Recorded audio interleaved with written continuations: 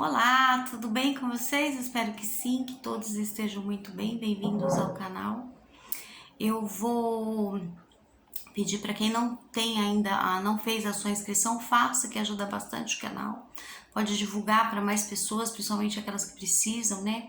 Alunos, pais, professores ou aqueles que estão fazendo EJA, né, que é a educação de jovens e adultos, às vezes não teve oportunidade de estudar, mas tem o interesse, ou ainda não fez EJA, mas tem a intenção, então eu acho que é bem válido, né? Esse canal exatamente para isso.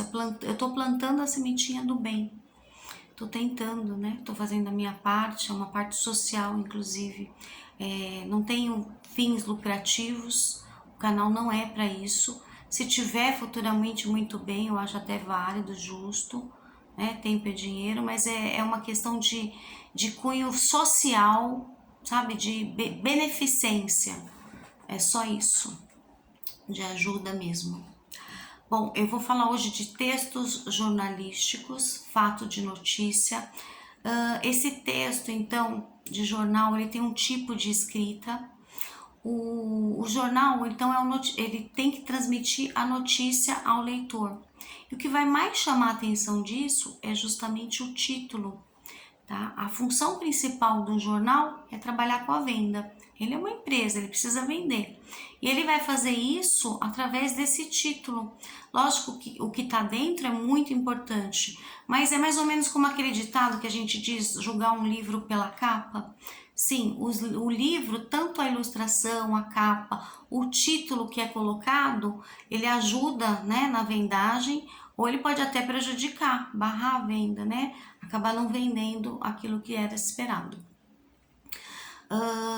Bom, a notícia, ela tem que ter esse título com verbo, e esse verbo ele tem que estar no tempo presente, tá? Para dar essa sensação para o leitor de uma coisa bem atual, bem quente, assim, a notícia acabou de sair do forno, é isso. Para dizer que ele está te levando a informação atual, do tempo presente, por isso o verbo no presente do indicativo. A linguagem também tem que ser clara e objetiva, por quê?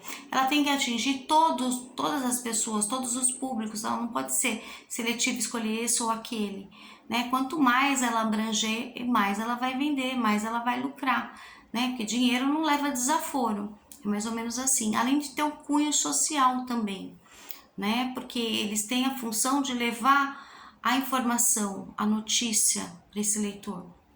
Então, quem faz faculdade de jornalismo tem uma responsabilidade muito grande através disso, né? E tem um comprometimento com a verdade, né? Infelizmente, às vezes a gente não vê isso, mas quem leva a sério a sua profissão, que eu acredito que muitos levam, né, a sério, assim como eu levo a minha, coisa errada tem em todos os lugares, né? Mas a gente não pode levar por esse lado.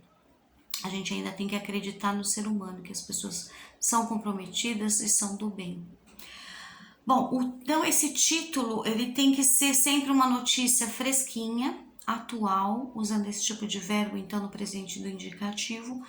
A função principal dele é mostrar um fato ao leitor, e ele vai fazer algumas perguntas.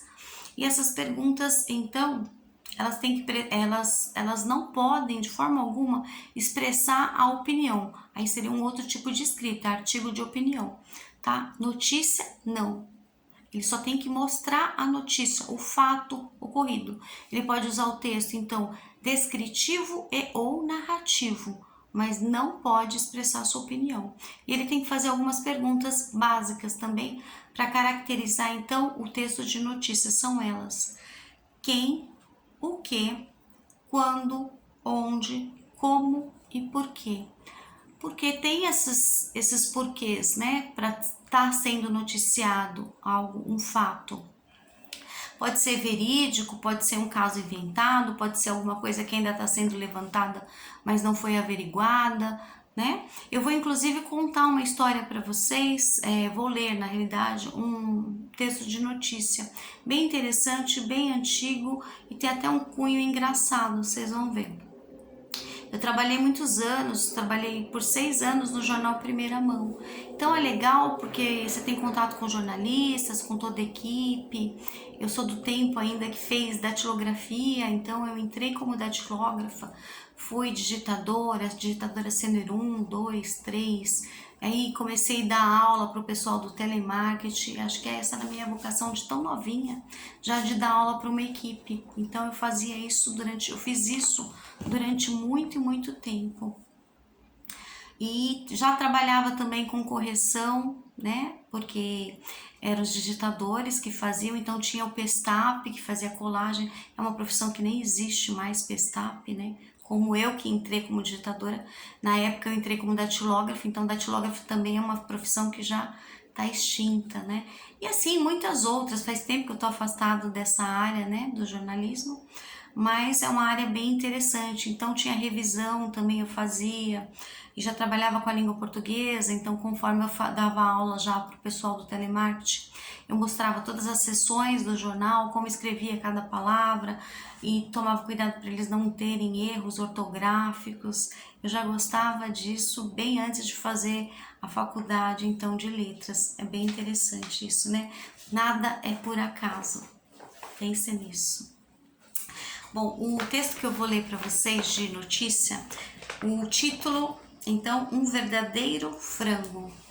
Frango nesse sentido vai ser bem legal, no final eu comento um pouquinho com vocês. É da revista de esporte ilustrado, olha o ano, 1949. Vamos lá. O leitor de esporte ilustrado, JCP, escreveu para a revista contando o caso que é relatado abaixo. Em Aquidauana tem coisas exóticas e tão engraçadas que contando parece chalaça ou mentira. Ontem, por exemplo, foi derrubado o recorde local dos absurdos em poder do coveiro do nosso Campo Santo, possuidor de uma grande plantação de milho, cana e mandioca entre os túmulos respeitosos dos nossos antepassados. O jogo de futebol, partida oficial do campeonato da cidade, uma galinha fez o terceiro gol da Liga Católica, obrigando o goleiro do Noroeste a engolir um verdadeiro frango. Numa falta fora da área, chutando pelo dianteiro Osni, a pelota bateu violentamente numa galinha que atravessava o campo e foi entrar no lado oposto em que se encontrava o guardião Peixoto do Noroeste. Resultado: tendo número 3 da Liga Católica confirmado pelo juiz, recebido com gargalhadas pela torcida em geral, e mais uma nota pitoresca para ser glosada durante a semana, antes assim. Então, é da revista Esporte Ilustrada de 1949, fato verídico, né, que foi enviado para lá, para esse jornal. E o título é legal, né? Um verdadeiro frango, mas quem recebeu a bolada foi uma galinha. Então, esse frango, ele dá esse duplo sentido, né? Vocês sabem o que quer dizer frango, né? No futebol. Quem é frangueiro, então tem esse sentido conotativo de falar que a pessoa, então, é um perna de pau e tudo mais, tá bom? Espero que você tenha gostado e até um próximo vídeo. Um beijo.